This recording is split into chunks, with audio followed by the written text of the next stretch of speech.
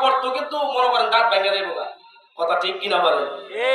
Albert Einstein তিনি বলতেছেন যে ধর্ম ছাড়া বিজ্ঞান পঙ্গু, আর বিজ্ঞান ছাড়া ধর্ম অন্ধ।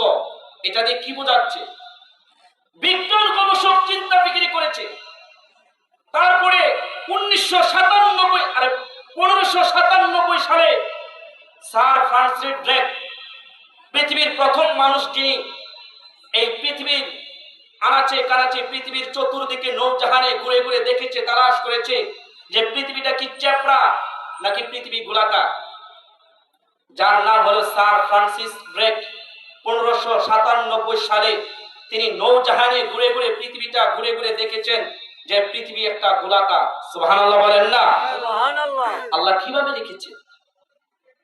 আল্লাহ কোরআনে ১৫০০ বছর আগে যে কোরআনে জানিয়েছেন, সেই বিজ্ঞান গবেষক চিন্তা বিক্রি করে সূরা লুকমানের মধ্যে আয়াতটা আল্লাহ তাআলা নাযিল করেছেন। বিজ্ঞান সেই নিজেই বলতেছে যে আল্লাহ কোরআনে জানাইছেন যে পৃথিবীটা গোলাকার।